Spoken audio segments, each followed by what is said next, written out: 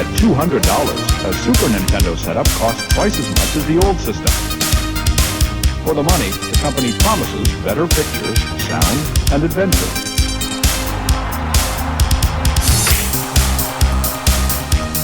Now you're playing with power, superpower. You're the king, I tell you! The king! Only for Super NES. Only on Super NES.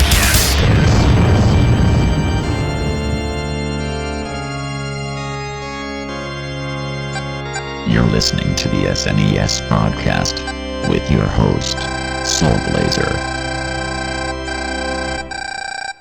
Hello, everybody. This is the Super NES podcast. I am Greg. He is Joe, as always. Hello. This is episode number 213, where we're starting, not planned, but actually the first trilogy of video games based at least part of movies. So this is going to be part one. We're covering the Super NES version of Demolition Man in this episode of the podcast. I say Super NES because there were other games made as well at the same time period, which we'll get into here a little bit later on. But yes, Demolition Man is obviously loosely inspired by the movie of the same name, which came out. Was it the same year as this game, I think? Yeah, okay. Yep, same year. So, well, close enough. It's like the actual... Actually, no, I'm sorry. The movie came out in 1993. So, this is a case where I wonder if development took longer than planned, because the Genesis version of this game came out first in late 1994, and not in North America or Europe, but in like Palland. But like in Australia. So, with the Genesis version not coming out until January and August of the rest of the world, respectively, and the Super NES version didn't come out until August of '95. So that was like probably around 2 years between the movie and the game. So yeah, I'm sure that didn't help sales any, but right. I don't know what I'm not sure what the delay was as far as that goes, but. There's actually hinted at two very different versions of the game that came out. There's Genesis Super NES and Sega CD version of the game, which are all pretty similar to one another. And there's also Demolition Man game for 3DO, which is totally different than the other games. Yes. So we'll talk about that briefly toward the end. But so the 16-bit console version, because I'm calling the Sega CD version 16-bit, just to be, for the purposes of just being ease of use here, was developed by a company called Alexandria Games, which I could not find very much information on. They don't look like that they were a very successful, successful developer. And the game was published by Acclaim, who had the rights to the movie. So the game, like this game, the Super NES version, and this also applies to Genesis and Sega CD versions as well too. It is primarily, as you would expect, a platformer game, because the easy way out for a game inspired by movie is to make it a platformer. Yeah. So. But they do have to mix up the gameplay a little bit. Most stages are side-scrolling, but there are two top-down sections. Another movie game that we played like a while back that is reminding me of True Lies. So the actual overhead scenes reminded me about that game as well too. So interesting. I actually thought that the over-the-head stages felt more like Smash TV. I can see that, sure. Without that really nice control, which we'll get into. Well, you are able to shoot like in 8 directions, so yes, I get that. That makes sense. So, as mentioned, the game follows the movie very, very loosely. You're playing as John Spartan, who's the main character, who's the main hero, I should probably say, in the movie. It's like played by Sylvester Stallone, and you're trying to stop the other main character in the movie, Simon Phoenix, played by Snipes. So first stage is 1996. Then the movie, then it follows the movie and having everything else take part in. Take part in a fictional new city in the year 2032. So we're not going to talk about the movie here, but just real quick for people who've not seen the movie, just basically John Spartan's like a rogue cop. He's very good at what he does, but he causes a lot of problems. So after one particularly bad incident, as form of punishment, he's frozen in like a cryo suspension thing as a punishment. So, and then they wake him up in 2032 to stop Simon Phoenix. Who I don't remember how he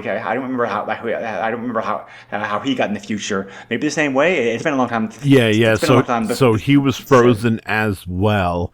While they're in cryo freeze, they are supposed to be programmed to make them better citizens and whatnot.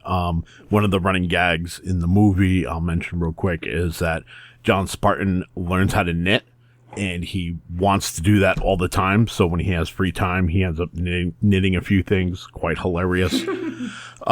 So the bad guys in the movie end up, and obviously they're high in government. No spoilers, but they're high in government. They're able to reprogram Simon Phoenix with, basically war and new abilities on how to destroy people and learn kung fu and things of that nature. He basically comes out a killing machine.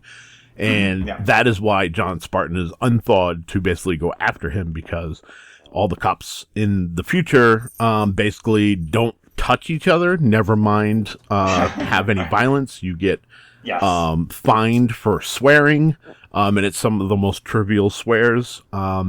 It's I love the movie. The movie's fantastic. The movie has a lot of like weird set pieces in it. Just like, for example, like they talk about like a.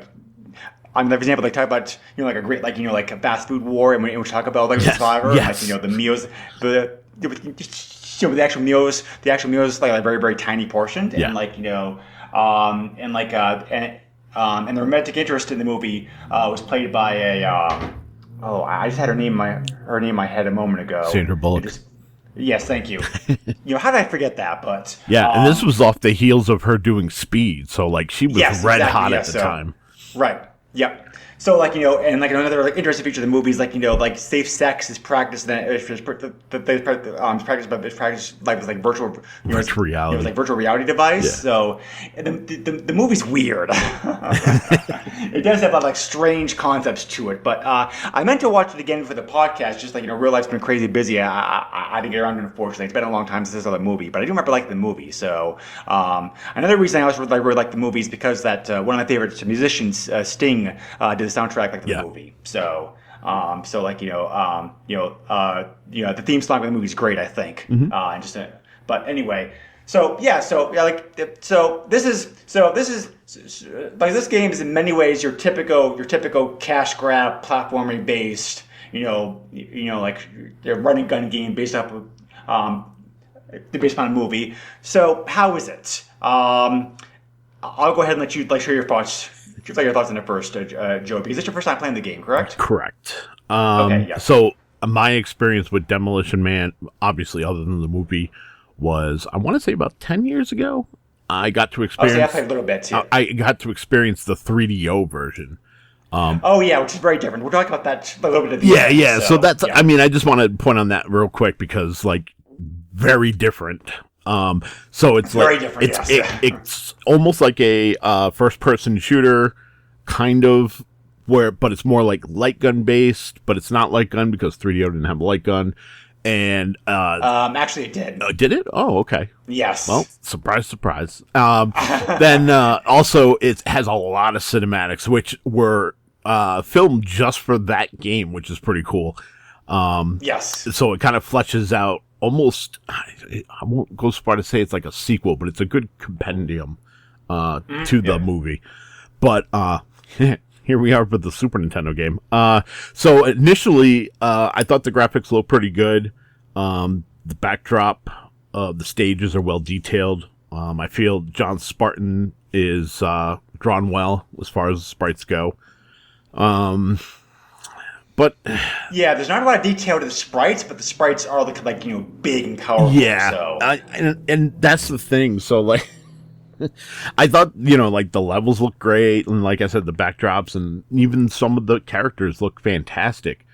But that's where it all goes downhill. So Slice, as Spartan bungees down into the first level, and he's like, "Heads up," and he says that a lot, just so you know. And like you were just headfirst into a very mundane platform action game. You will die a lot until you remember what's coming.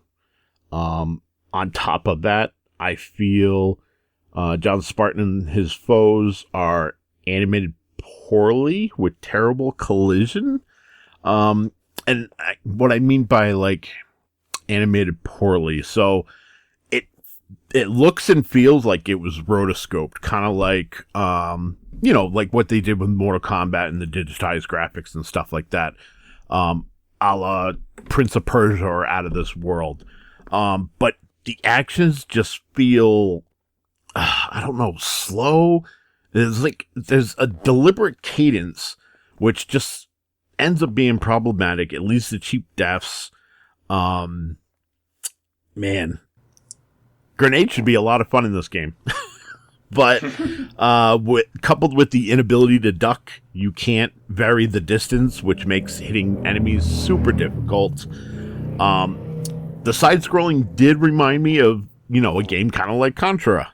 And that's kind of my expectations going in, was, okay, we're going to get a run and gun with some platforming, and it's very much going to feel kind of like Contra. Not so much. As far as the level designed for the platform stages, I feel it's not great. They tried to use 3D effect for like pipes and stuff like that.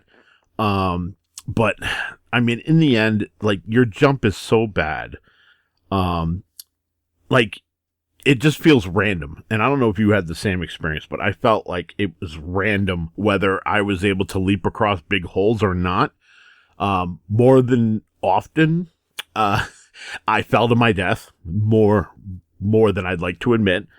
And the good thing is you respawn right where you die. That's usually a good thing. But there are points in this game where you will get stuck if that's the case.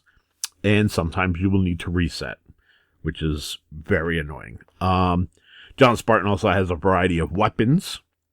But it's not even worth mentioning them because they are so similar that there's nothing that really distinguishes them from one another. I think the overhead levels were a little bit better than the platforming, but that's not saying much. Like I mentioned, kind of like Smash TV. I did feel like the controls were a little wonky. But the biggest thing is like there's a relentless onslaught of enemies at every turn, and they almost never stop spawning. If you linger in one spot, you're dead, guaranteed. Death is a must. There's like,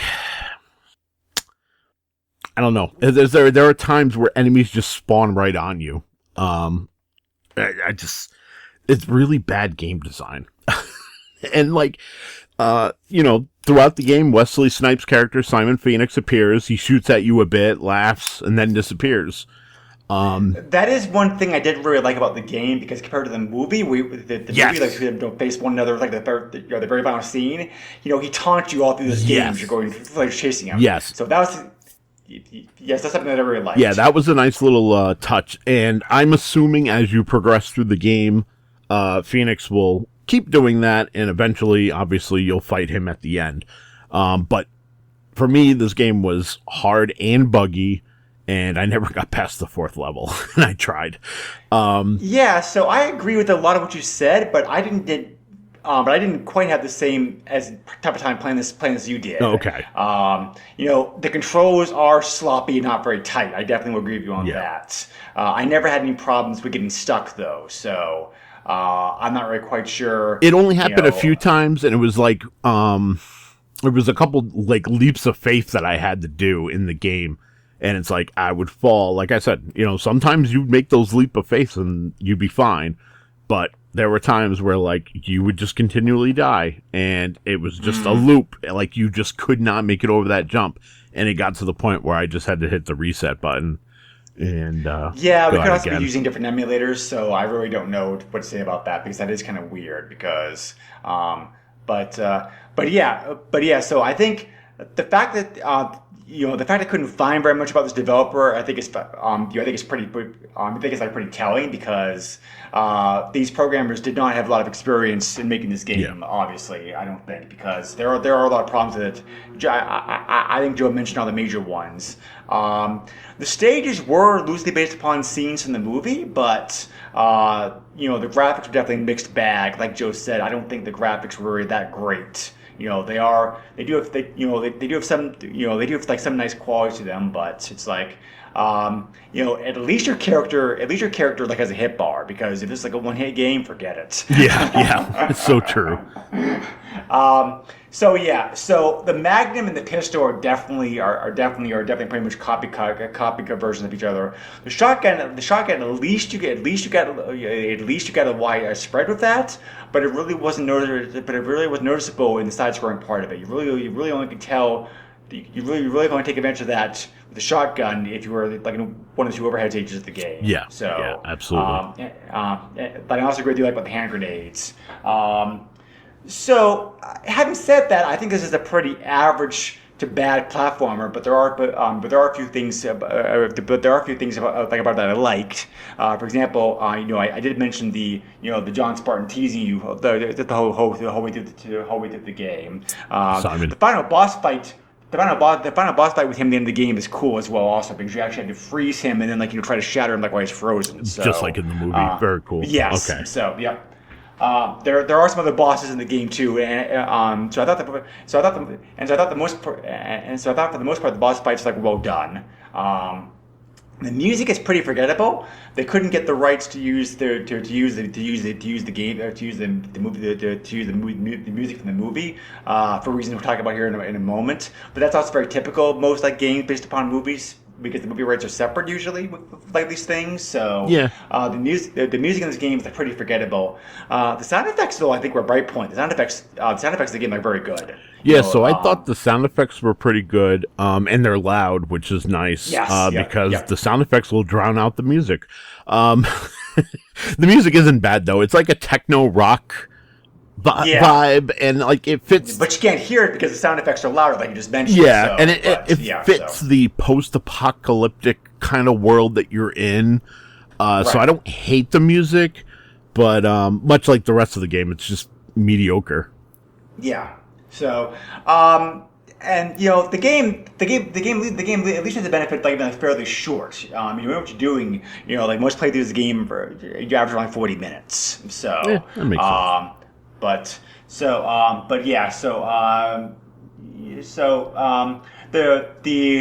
The title screen of the game does copy the opening of the movie, which is cool. Yep. The pictures, the quotes, then the quotes and whatnot. So I mean, I have played worse platformers. It's not the worst thing out there, but considering how good the movie was, this is so obviously a cash grab, unfortunately. Yeah. So. Yeah. The Super NES version actually is considered to be the best out of the three too, because that's what I've heard. The Genesis version reviewers knocked because they knocked both because of the sound effects not being as good, and also because they said the graphics are more dark and grainy. Yeah. So typical Genesis. Yeah. And the Sega CD version suffered from low time, but the Sega trivia notes said Demolition Man Sega CD was the very last North American Sega CD release. Oh, okay. So that's why I said this game must have gotten held up in development for some reason to come out so late after the movie. Yeah.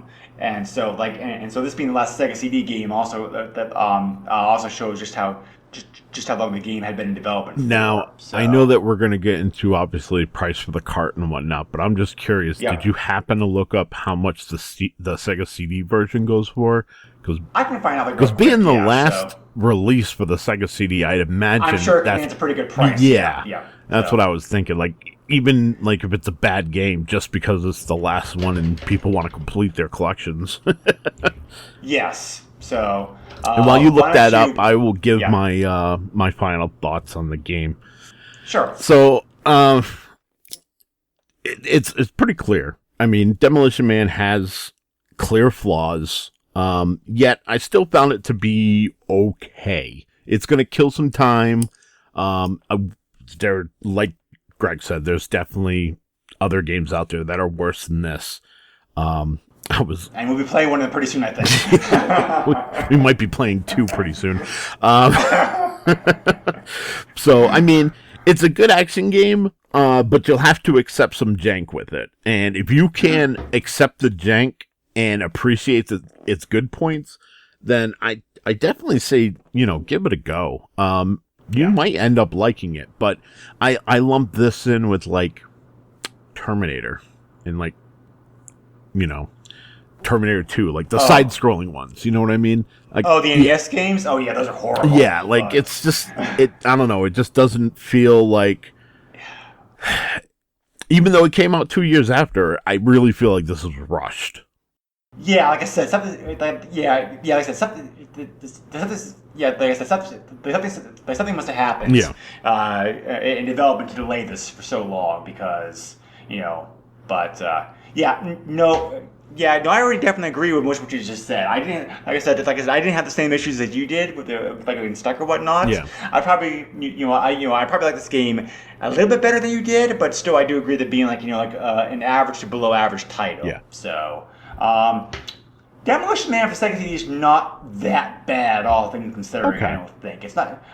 It's not very common, but I'm seeing on here. And of course, because it is a Sega CD game, these, like some other games or other systems, tend to only be available in complete format. Right. You don't get that problem of the manual's missing or the box missing or Right. whatever with this. So, all these copies I found that so recently are complete.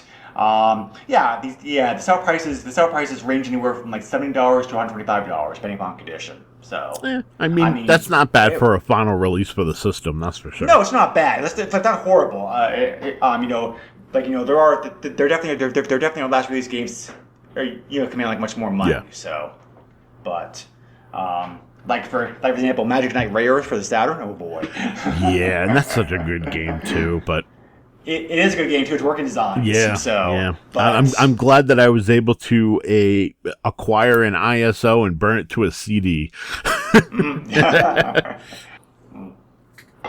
So and the reviews of this game were actually pretty mixed. I mean, there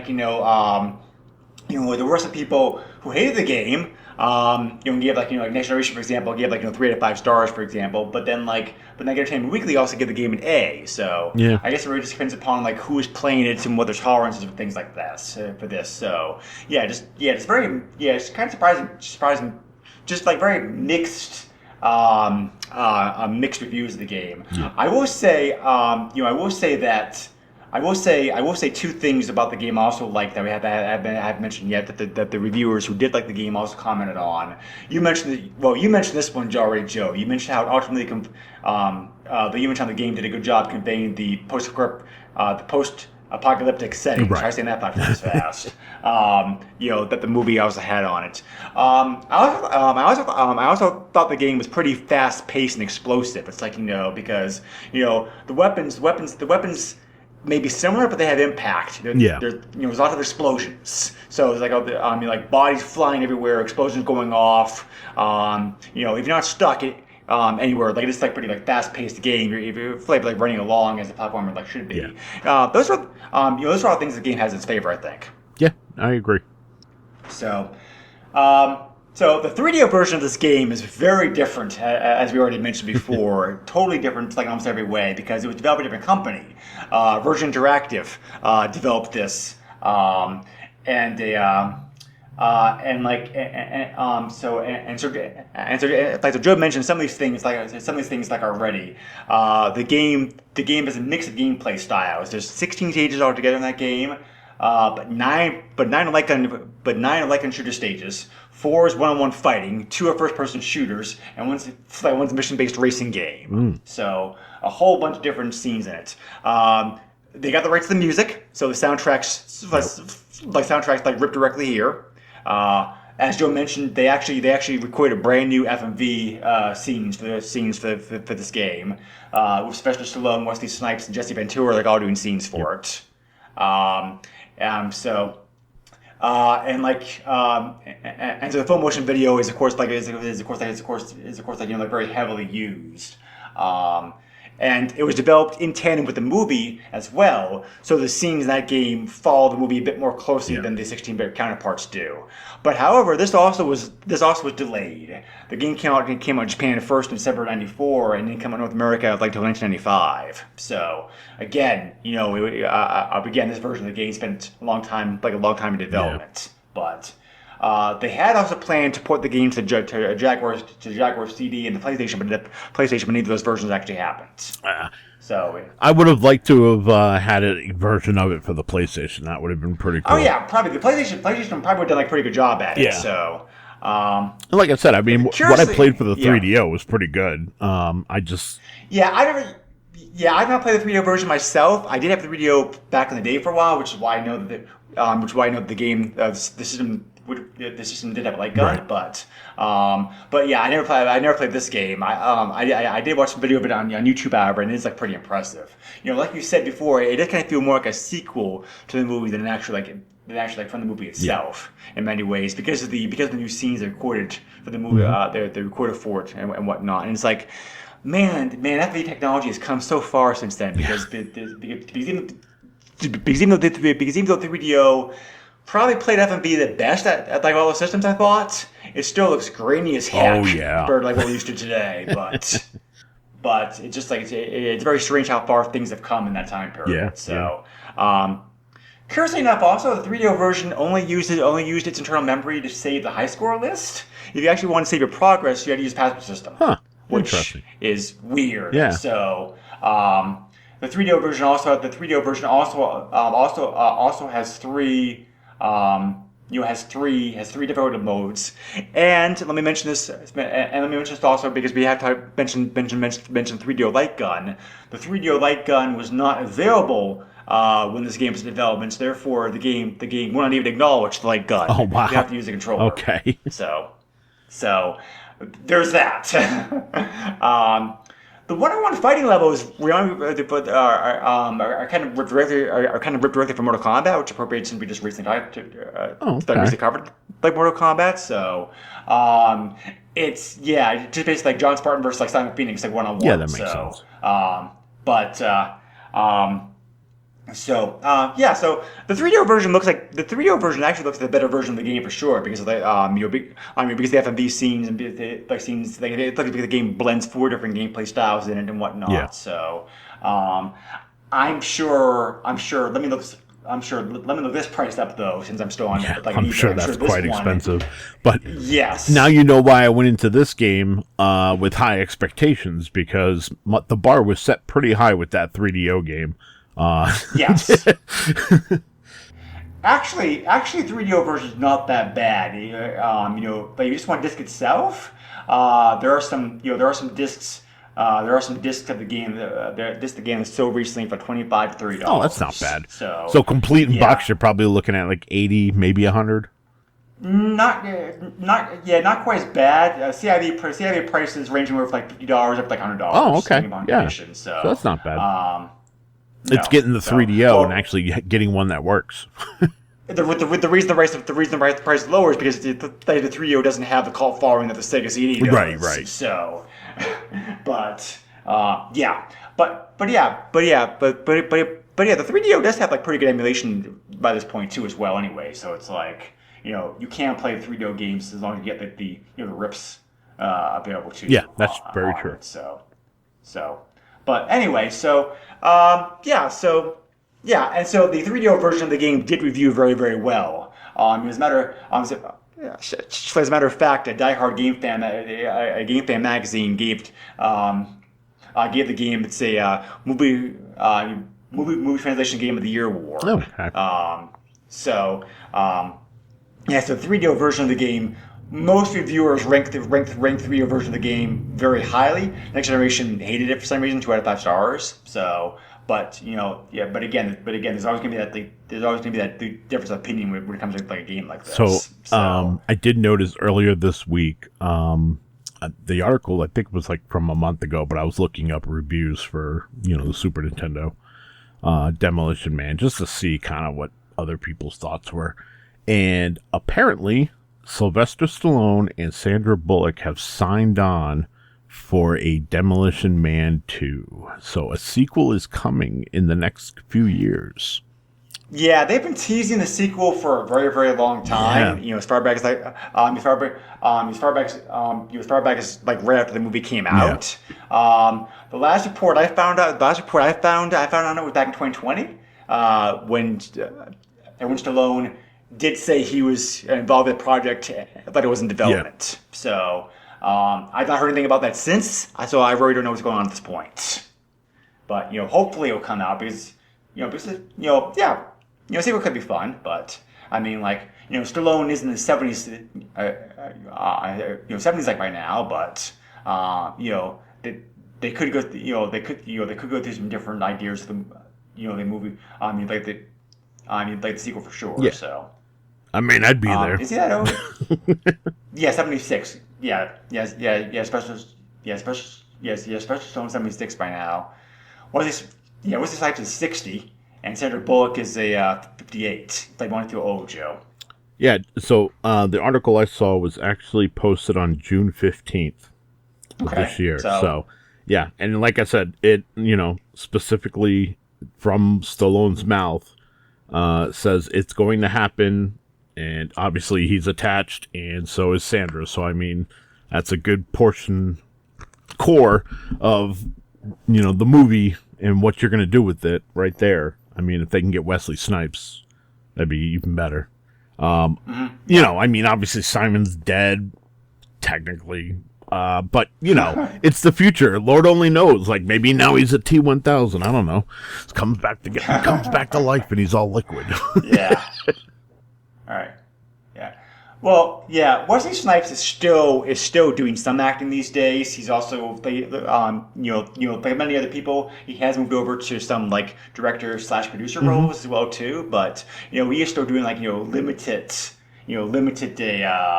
acting appearances here and there. So yeah, possibly. Yep. But I think the last major movie I remember seeing him in was Expendables 3, which was like about almost 10 years ago at this point now. But, yeah. So. And he has been heavily rumored to be reprising his role as Blade in the Marvel Cinematic Universe. So fingers crossed for that. Oh, yeah. Yeah, too bad there wasn't a Super NES Blade game, because that would be fun to talk about. Yeah, no, but they made a crappy one for the PlayStation. Yes, they did. And that was, yes, I do remember playing that, and that was horrible, so... but yeah, anyway. So yeah, Demolition Man. I think both of us went into this expecting more out of it than we actually got, unfortunately. But it's not a horrible game as we said, but it definitely is. It definitely is a letdown. It definitely has some issues. Yep. I really can only recommend this game if you are a big fan of the movie, because there are enough nods to the movie and the present of the game, as flawed as it is, that it's still like fun to play. Or two, you enjoy really, really challenging, crappily put together platformers because there definitely is good people out there who enjoy that stuff. Absolutely. But anyway, so there are some cheat codes available with this game, and believe me, you may need them. You just simply put these codes in the main menu. They do various things such as give you extra ammo, give you body armor, give you extra lives, give you weapons, recovers health on demand, and also allows you to stage select. So at least the codes this game has are pretty useful. Yeah. So And pricing. We mentioned all the other pricing for eBay for the other version, but not for this one yet. Pretty cheap by Super NES standards. Again, because it's not a great game. Cart only sold anywhere from $10 to $40, and CIB was anywhere from CIB prices like ranging from $80. Well, I found 2 copies, one for $80, the one $123. That's sold recently. So, fairly cheap by Super NES standards at least. Yeah, especially for movie tie-ins. Yeah. So, anyway, I think that pretty much. Finishes our thoughts on this game. So, next up in the podcast, we're going to be doing like part 2 of our movie game tie-in trilogy. We're going to be covering the game based upon the movie Time Cop. With the that was a Van Damme movie, right? Yes. And a lot of people don't know this is another one of those that started off as a comic book, then became a movie, and then they made the games, just like this one and the third one that we're going to do as well. So, it's pretty, the expectation has been set now by Demolition Man. So I don't know how much farther the bar can drop, but I've had games surprise me before, so we'll see what happens. Yeah. I have played some of the games, some of the games coming up in the podcast in the coming months, at least briefly, and I think at least one of them is going to be much worse than Demolition Man. So, and this doing these games and knowing these were coming up, like I've been on an action movie kick. So, I of course have Time Cop. I have Judge Dredd. I got this movie. I've actually never seen Time. Yes, I've never.